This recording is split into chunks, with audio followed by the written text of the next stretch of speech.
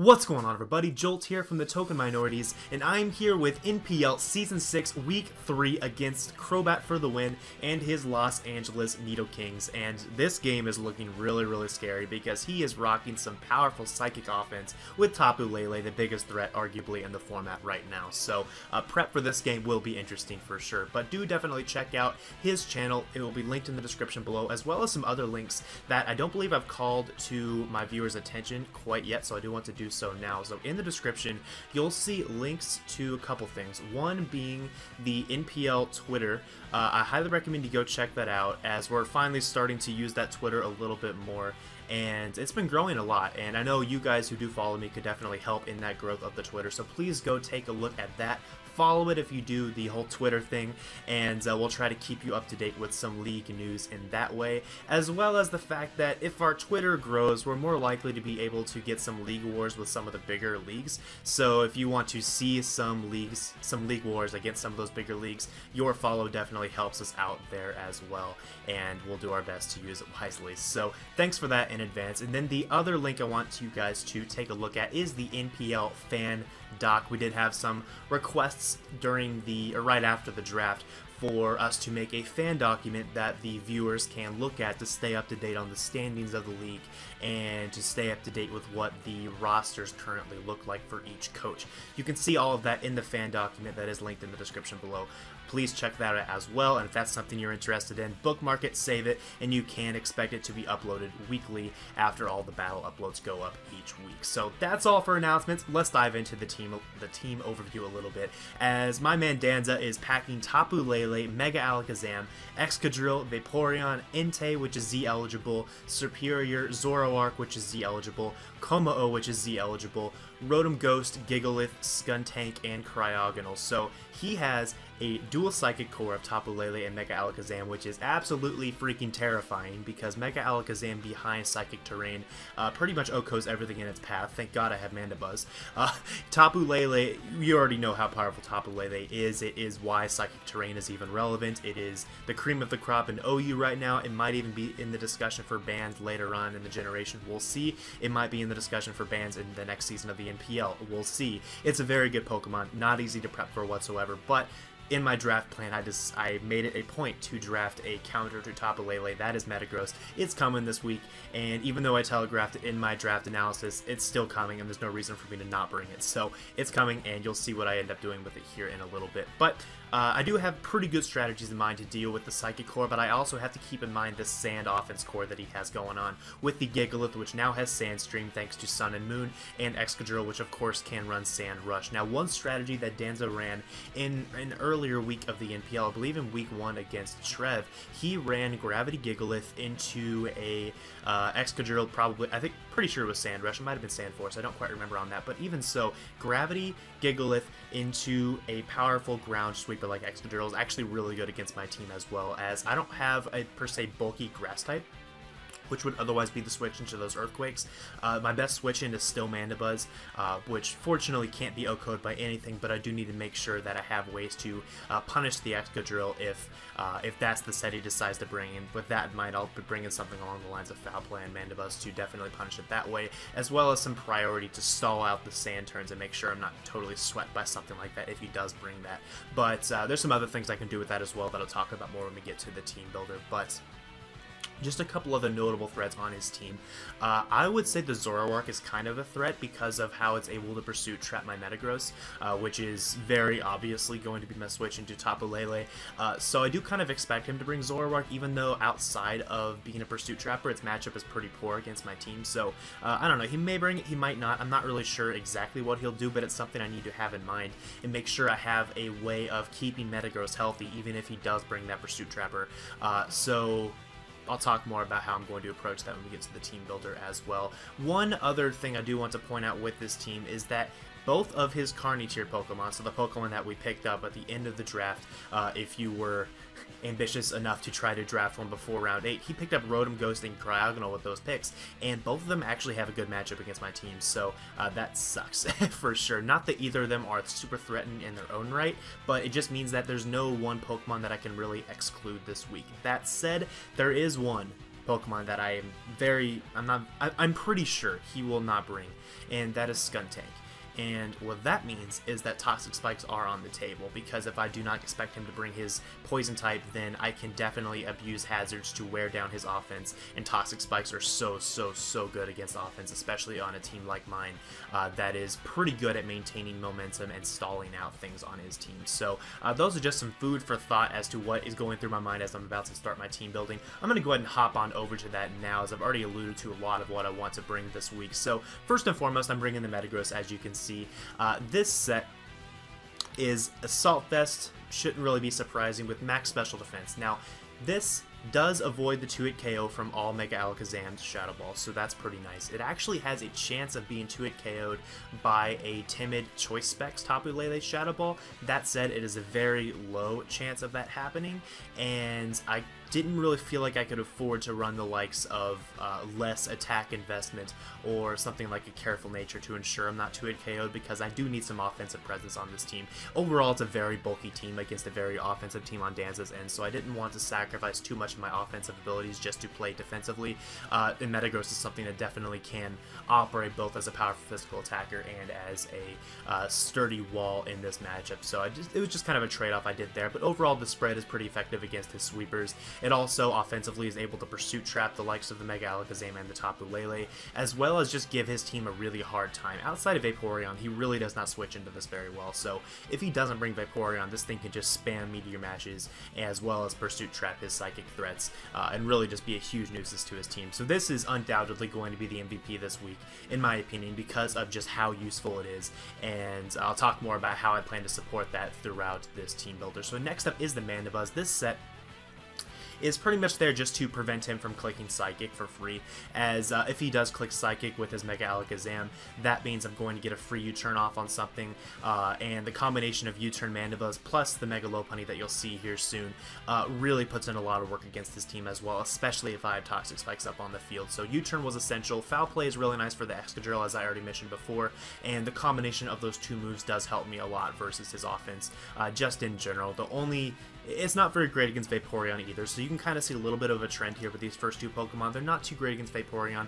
Really, most of the team that I brought is not too great against Vaporeon, but that's why Toxic Spikes are so useful here, because when I have the Toxic Spikes up, I can wear down the Vaporeon with the likes of my Mega Lopunny especially, but also my Latias, and I guess we'll go ahead and hop on over to that now, as I pretty much said everything I wanted to say on this. It is a Charty Berry set just to make sure that an SD Sandrush Excadrill can't just sweep me, as I'm not OHKO'd by a +2 Iron Head, even if Life Orb, so that's pretty nice here for sure. And the only way he's going to be able to 2-hit KO this without me killing a Swords Dance Excadrill in one hit is if he flinches me with Iron Head or Rock Slide. So if he doesn't flinch me, this will wall Excadrill, as well as do really well against the Mega Alakazam especially, as well as shut down the Zoroark if he does bring that, as Zoroark really can't touch this. So next up is the Latias. Now this set is designed, one, to support the Metagross, as well as just support whatever my win condition happens to be. It easily could be Metagross or Mandibuzz in this game defensively, as he's certainly going to be leaning on his Psychic offense. That's the only way he can really break through my team, I feel. Outside of potentially Dragon Dance Kommo or Bulk Up Kommo is also pretty decent against me, I believe, against Bulk Up. Trying to think of other offensive options that are really good against me. Those are really the ones that come to mind. So even so, Healing Wish is really nice just to heal up whatever happens to be my win condition in the game, whether it be offensive or defensive, as well as having Toxic just in case I'm not able to keep the Toxic Spikes up to poison the Vaporeon, as long as Vaporeon is taking residual, it cannot wall my Mega Lopunny set, and Dragon Pulse hits everything except the Tapu Lele. I can Toxic that, wear that down, and that means that his Psychic Terrain's on a timer. Recover, of course, just to heal myself back up. Now this is my general switch into the Entei. If he does bring that, it has enough investment to avoid the 2-hit KO from the Entei, as well as recover off and stall him out of Stone Edges if he decides to lock himself into that, as that would be his only way of 2-hit KOing me, and you would have to get very high rolls or a crit to be able to 2-hit KO with that, and regardless, I can always recover off the damage first. So this is really good against him overall as well, but it's primarily here to support the Mandibuzz and the Metagross, but it's also nice to pivot into Entei, as well as heal up any of my other mons if push comes to shove. So next up is the Nidoking. Now this set is not very offensive. As you can tell, I'm running Poison Point, and that is intentional, as, you know, giving Mega Alakazam Sheer Force is not really something that I would enjoy doing. as it's not that unlikely that Mega Alakazam will come in to check the Nidoking, especially if Psychic Terrain is up, therefore allowing him to not fear Sucker Punch. So it is not unlikely that he will use Mega Alakazam to check this. I don't want to let him trace Sheer Force. That would not be a good time for my Metagross especially. Mana Buzz really doesn't care that much because Dazzling Gleam is not boosted by Sheer Force, but Metagross definitely does not want to take Sheer Force boosted Shadow Balls. That makes my investment useless. I will be 2-hit KO'd by Shadow Ball if he does have Sheer Force, so I'm not going to risk Sheer Force on Nidoking.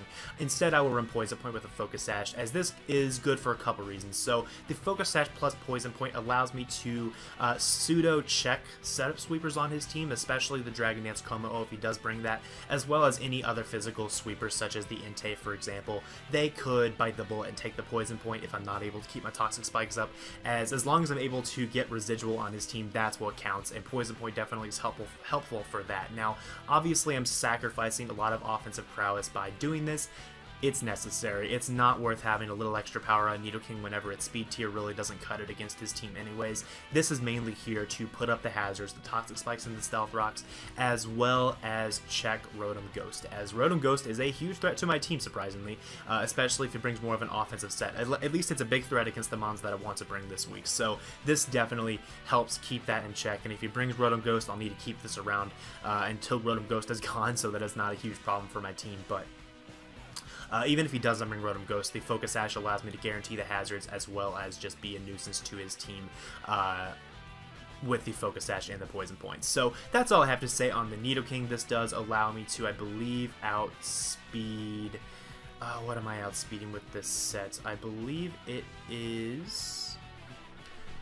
I believe it is Skuntank I'm outspeeding with this. I don't quite remember. I built this a while ago. I believe I'm outspeeding Skuntank or something with low speed investment.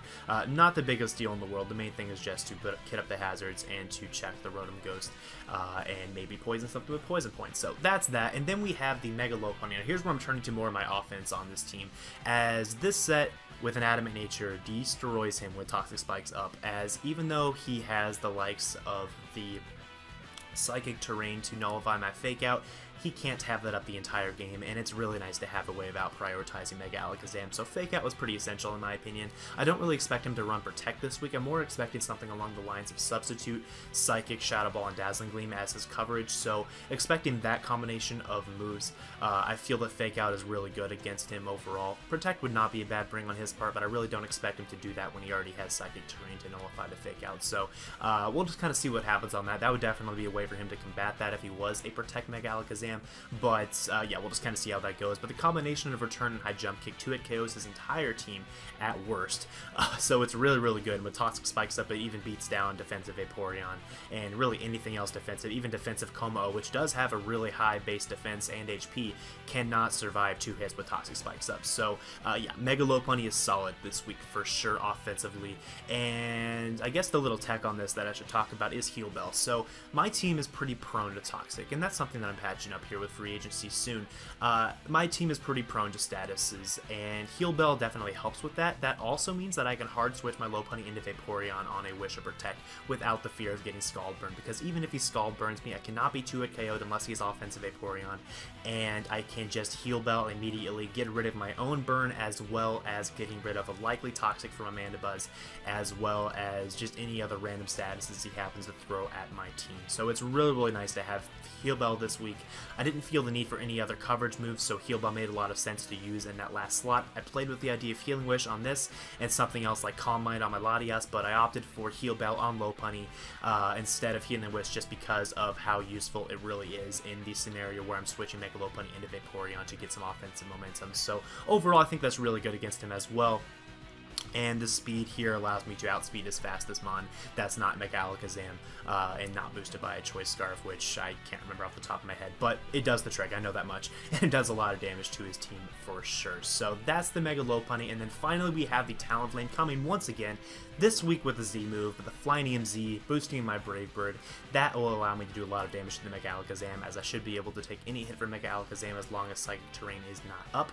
Obviously, if the Terrain is up, I'm probably going to die because everything dies to that, but that's not what I'm here to do. I'm here to switch into Zoroark especially, as that's why I'm more of a defensive set. This will allow me to take hits from Zoroark, and even if he's a knockoff variant, he obviously cannot knock off my Flying EMZ, so that'll be a pretty easy switch into that for sure. But this also is a switch into Cryogonal, which, as I said before, is surprisingly a pretty good mon against my team, so having this much Spidef investment prevents me from being too KO'd by any non-HP Rock Cryogonal, and I really don't expect HP Rock this week. It'll have to be something more to hit my Metagross, so it'll be something like Hidden Power Ground, I guess, would be pretty likely, or Hidden Power Ghost maybe, I'm not really sure, but it will not be Hidden Power Rock, I'm pretty confident on that. So this will be able to switch into Cryogonal with ease, for sure.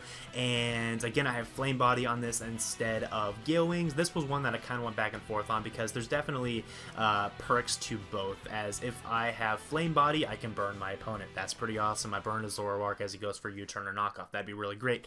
The issue being, if he traces this with Mega Alakazam, a lot of my team is physical, so that's kind of scary for sure. So it's a double-edged sword. We'll kind of see what happens on that. I did opt for Flame Body because of that added benefit of burning something that might be airborne and won't be able to take the Toxic from the Toxic Spikes. So, you know, we'll just kind of see how that goes. U-turn allows me to U-turn on his most likely bird check, which is the Gigalith, and then I can offensively threaten that with my Lopunny or my Nidoking, and just go from there and do a lot of work to his team. So this is just really good overall, coupled with the Mega Lopunny. The combination of those two are so hard for him to wall, especially with Toxic Spike stuff. I really don't think he can do it, and we'll just kind of see how that goes. But that's all I have to say on the team builder.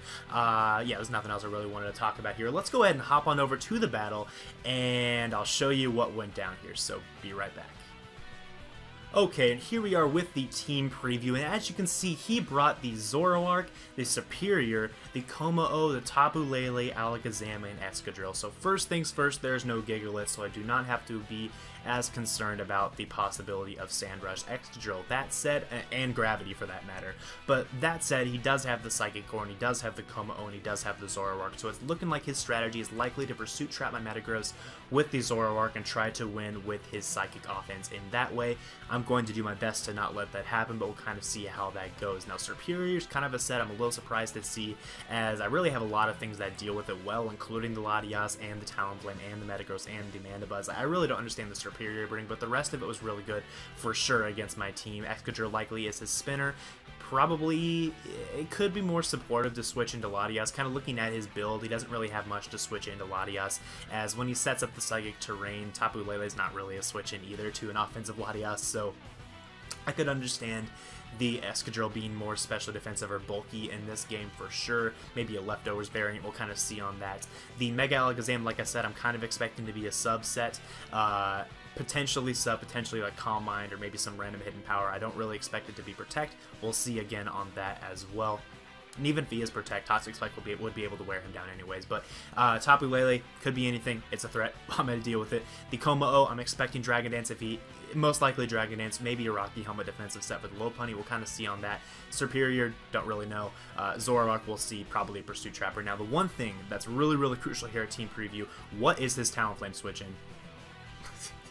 I don't see one. Do you see one? So Talonflame is a really big threat to his team for sure. Mega Lopunny is also a big threat because there is no Vaporeon, and he only has one means of getting rid of Toxic Spikes if I do get those up. So I am going to lead with my Nidoking and his Focus Sash. It should be able to get up the Toxic Spikes with ease. The only way I cannot leave him in is if he does lead with Escadrill. So let's go ahead and jump on into this battle, and we'll see how it all went down. So he decides to lead off with Escadrill, of course. So I lead off with my Nidoking. I'm actually not able to stay in because if I were staying in and set up the Toxic Spikes, he could easily go for the combination of Earthquake plus Rapid Spin, take me out, and get rid of the Toxic Spikes, and it's just not worth that. So I do have to switch here into my Mandibuzz. It's overall my best play, as he reveals to be Zoroark by going for U-turn. So darn it, I could have gotten him up there, but it was not worth that risk, as now he goes into his Escadrille. Now we'll pause. This is the most obvious Toxic I've ever seen in my life, but the thing is, I have Heal Bell on my Mega Lopunny, so I'm not that concerned about letting my Mandy get Toxic. It's really nice to be able to get a Foul Play off on this Escadrille, just in case he is Chople Berry, as after the Foul Play damage, Escadrille is guaranteed in range of Mega Lopunny no matter how much investment he has in HP. I believe in defense as well, so the foul play damage is essential here, and that'll make sure that he's not able to spin away my toxic spikes later if and when I do get them up. So foul play is my play here as he goes for the obvious toxic, and I do a lot of damage to this, revealing that he's probably mostly offensive. So that's very good information to have for sure, as now it's a pretty free U-turn, as there's no way he's going to stay in and sacrifice his spinner when I easily could have rocks and T-spikes on my mons, as he goes into his superior, and then this is just a free switch into T-flame and a free kill with Flare Blitz, as he has no switch-ins. Everything will die or take a million from this, and he decides to sack off his Excadrill. So spinner is gone. Getting hazards up becomes really, really important in this game if I could find the opening, but it is very hard against a team as offensive as his to be able to do that. Now here, I have a pretty free switch into my Metagross, knowing it can't be 2-hit KO'd unless he gets a very high roll with a Specs Shadow Ball. He actually goes for Nature's Madness, which is a pretty cool bring on his part. It always does 50% to my Metagross. Fortunately for me, I guess, that I have an odd HP stat. I always make sure to do that. That makes sure that I can't be... It ensures an extra switch into rocks, essentially, but it also means Nature's Madness does a little bit less damage to me, so that's kind of cool. I guess a little bit of a perk here is now knowing that he'll probably go for a Shadow Ball. My best play is still... He could go for Shadow Ball. My best play is still to go for Meteor Mash, as I'm able to hit really anything for a lot of damage. He didn't bring the Vaporeon. He doesn't have any sort of resist left on his team to the Meteor Mash. Or he didn't bring Entei or Vaporeon or whatever other switches he might have. Excadrill's obviously gone. Contrary to what it says here on the right. Every time Zoroark comes on Showdown, it's really messed up over there. But the other Mon is Komao here in this slot. Excuse me. But yeah, instead of Pursuit, Meteor Mash was my play there, as I felt a lot of damage on anything on his team was really nice. It also denies him the opportunity of going into Zoroark after the Pursuit, as that would be kind of bad, because then my Metagross could be Pursuit trapped, and I would be wide open to Tapu Lele. So Meteor Mash was definitely my play in that situation. Now here, I'm going to be able to make a very safe switch into my Talonflame, as the worst he can do is Glare. Again, I do have the Heal Bell on the Mega Lopunny just in case he does go for Glare on that turn. He does go for Hidden Power. My heart sank briefly, but fortunately it turns out to be probably Hidden Power Fire to deal with the likes of my Doublade and my Metagross. Makes a little bit of sense. It'd be really hard for Superior to put in a lot of offensive work against my team, and that's why I kind of expect this to maybe have been more of a Sub-Seed set, which would make a little bit of sense considering I have not brought Whimsicott yet, but it is what it is. That's the set he brought, and it's going to be free switch into T-Flame and a very free Brave Bird, as he still has no switch-ins, and down goes the Superior, so that's pretty neat as well. So we're off to a nice 6-4 advantage. Talonflame putting all kinds of work in. Now, pause. So this is a pretty crucial part of the game. Now, he could go for a few things here. He could go for Sub. If he has Sub, I feel this is the time to go for it. Okay, so this is kind of a turn where I'm scouting for Sub. And in doing so, I have a couple options here. I could try to switch into something like my Metagross. Okay, I'm at 50% right now. I am 2-hit KO'd by the combination of Psychic plus Shadow Ball in the Psychic terrain. I could go into my Mandibuzz. If he predicts that and goes for a Dazzling Gleam, I'm Toxic. I will lose my Mandibuzz the following turn. I cannot stall this thing out if he's able to predict that. I can't really afford to try to switch into any of my other Mons. The only Mon I could try to switch into would be Latias. That'd be an okay play. Maybe it's something I should have done in hindsight, but what I thought is that, okay, Danza is down 6-4. Quite honestly, I'm outplaying him right now quite a bit. He can't do much to Talonflame. He has to make a play here to get himself back in the game, and that play probably is predicting my Metagross or my Mandibuzz and going for a Dazzling Gleam or a Shadow Ball. That said, I did not at all expect him to try to go for a Psychic. If anything, I felt Sub was the most likely play if he had it. And if not Sub, I felt his next two most likely plays were Shadow Ball or Dazzling Gleam. Now that said, even if he does go for Psychic here, I do feel like I have the assets to be able to bring this game back, as I do still have Healing Wish on Latias, I do still have the Toxic Spikes option, I do still have Mandibuzz nearly at full health, even if Toxic, as well as Heal Bell and Lopunny. I have a lot of ways to bring this game back if I lose Talonflame here. I did not at all expect him to go for Psychic on this turn, but unfortunately for me, he does go for Psychic and traces Flame Body. So now I'm in a little bit of a predicament because he has the Flame Body. I really don't want to go into my Lopunny here, as if he does have Protect, then I will just lose a Pokemon. So that's kind of bad. And in addition to that, because of the Flame Body, I'm a little bit wary about going into something like Metagross, as well as letting that thing get burned and take the Shadow Ball damage. Could be the end of Metagross if he gets a high enough roll with a modest Shadow Ball. Or even a crit, which is not something I really want to risk at this stage in the game either. So my play here is to go into my Latias. Okay, now here, it comes down to, I guess I really only have one play here, and that is to click Toxic, as if I click Toxic, I hit anything on his team. He doesn't have a Steel type left or a Poison type, so I can click Toxic for free. He's either going to go into, he's either going to stay in and fire off a Shadow Ball or something and risk me being an offensive Draco Meteor, or he's going to go into his Tapu Lele, take the Toxic, and start getting whittled down, allowing me to eventually win out the game with my priority, or even just win out the game with my fat stuff because of him being worn down and not able to keep up with my recovery. So my play here 100% was Toxic. He already revealed to probably not be a substitute set. He definitely should have gone for it versus the Talonflame if that's what he was, so that's why I felt that Toxic was my play here. Fortunately for me, he does switch out, and fortunately he goes into the Tapu Lele, so that thing is on a timer now, taking both the Toxic damage and the Life Orb damage, which he revealed to have earlier in the game. So now I'm going to switch hard into my Metagross, knowing that it is very safe. He is, even if he goes for Shadow Ball, because he's a Life Orb set, he has no chance of taking me out unless he gets a crit, so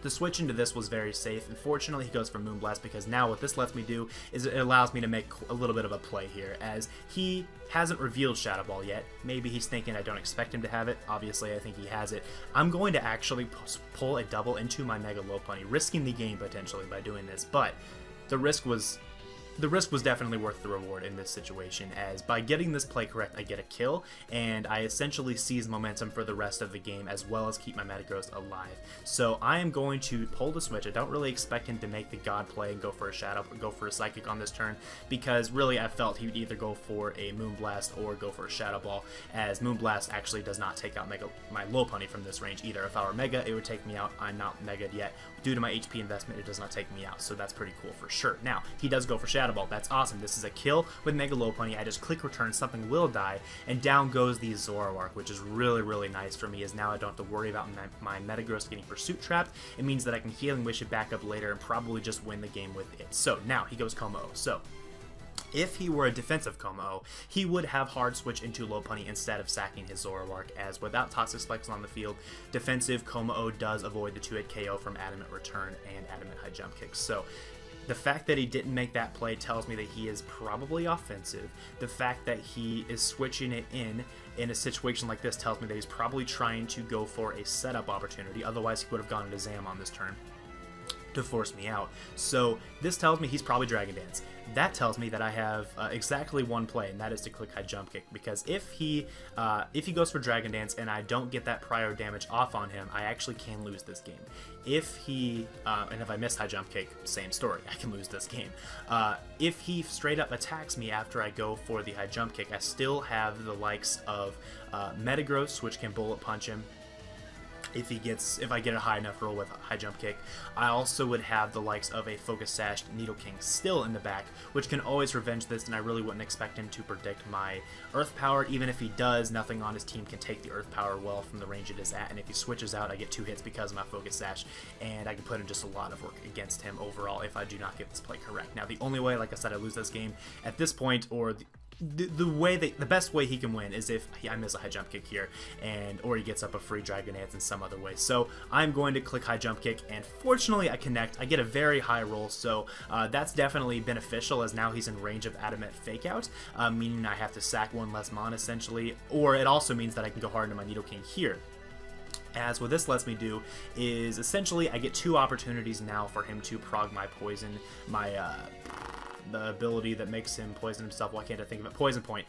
So he has 2 chances to prog the Poison Point, 30% each time. That's pretty cool. I felt that the combination of 2 chances to get the Poison Point, as well as the very high chance of taking him out with the next Fake Out, it's not guaranteed, but it is a very high chance in my favor of getting that. I felt pretty confident in that combination, being able to take out the Como without losing another Pokemon in the process. If he managed to avoid the poison and I get a low roll Fake Out, then well crap, I'm going to have to recalibrate how I'm going to play the end of this game. I think I still would be able to pull it out, but it would be a lot harder for sure in that situation. But fortunately, or unfortunately for me, I guess, I do not actually land a Poison Point poison, as he reveals a devastating Drake and does a lot of damage to me with that, and then goes for the Poison Jab and takes me out.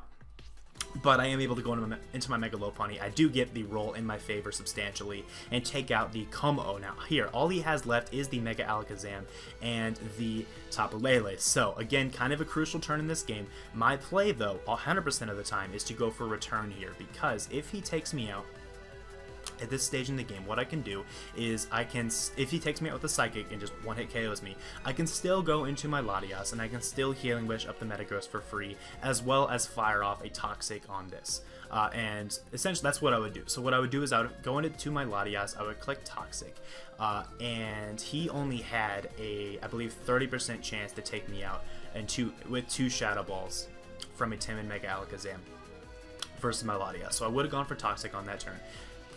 He might have stayed in. If he stayed in, then that's pretty much perfect, okay? Because if he stays in, takes the Toxic damage, and he doesn't get the roll he needs, then I am actually able to go for a Healing Wish, heal up my Metagross, and win with a combination of Metagross and Mandibuzz regardless, as long as he doesn't get the roll, which was only a 30% chance to 2-hit KO my Latias with Mega Alakazam. That said, I really expect him to make the prediction here and go for Dazzling Gleam, because the Mandibuzz is so likely to come in against him, and quite honestly, Mega Lopunny is not that essential anymore as long as I'm able to get the Healing Wish up on the Metagross, as Metagross will always be able to take out the Tapu Lele from the 44% it is at, especially after it is forced to attack at least once before my Metagross makes contact with it. So, with that said, this is basically checkmate as long as he doesn't click Psychic here and get the high roll against my Latias. So that's what it's coming down to here. I do click Resume, as now I'm going to click the Return as he goes for Dazzling Gleam, knowing that it has 0 chance to take me out. He's already been calced to be timid, and down almost goes the Mega Alakazam. He has 2% left. He is forced to go into his Lele, as here my only play was to go into my Latias, as what this ensures is that by going into Latias, even if he stays in and clicks Dazzling Gleam again, what this lets me do is even if he stays in and clicks Dazzling Gleam again and gets the high roll, what that lets me do is that allows me to go hard into Mandibuzz and click U-turn, as by clicking U-turn it allows me to get off the essential damage on the top. It either allows me to take out the Mega Alakazam if he decides to stay in, even a crit but not take out my Mandibuzz from that range, or if he goes Tapu Lele, I get to U-turn in on the incoming Tapu Lele and go hard to my Mega Lopunny, KO the Tapu Lele with a return, or he can switch in Zam and just forfeit the game in that regard, or he loses Tapu Lele, he gets to go into Zam, I sack Lopunny, and then I win with Mandibuzz 2-0. So by making that play, it essentially gave me an opportunity, by making this play, it gives me an opportunity to win by 3-0 instead of 2-0. So resuming, I'm going to go hard into my Latias as he actually pulls the switch into his Tapu Lele, probably trying to get the Psychic Terrain back up one last time, as here I'm just going to go ahead and Healing Wish up the Metagross, and this should be GG with a 3-0 in my favor, because the only way he takes out the Metagross now is if he gets a critical hit with one of his Shadow Balls. Or, of course, he goes for Nature's Madness instead here to try to ensure that he has the chance of a crit with his Zam. He could have just gone for Shadow Ball with Tapu Lele, followed by a Shadow Ball with Zam, trying to get a crit with either of them. That might have been the better play, in my opinion. But even so, he does not get the critical hit. I'm not forced to only win 2-0. I do pick up the 3-0 victory here in a very, very good game for sure. So, great game, Danza. That really did come down to the wire. I had to really extend myself and make some plays to be able to come out on top here. But we did do the trick, and we are now up to a 2-1 record with a +4 differential, and looking forward to what's probably going to be a heck of a game against Iron Flash Gaming and the Detroit Butterfrees, who happen to be the only undefeated team left in the entire league as of week 4. So we have a chance of knocking off the last unbeaten next week, and you better bet we're going to try to take that chance and make the most of it. So we'll see how that goes. That's the game. Thanks for watching, guys. Remember to check out my buddy Danza's channel. It will be linked in the description below, as well as the links to the NPL Twitter and the NPL League fan documents, as well as there might be some other links. Probably the NPL YouTube channel is also there. Check that out. Our analysts do a pretty good job with their stuff. I highly recommend looking at them as well. But thanks for watching, guys. I will see you all next week against the undefeated Detroit Butterfrees. Peace.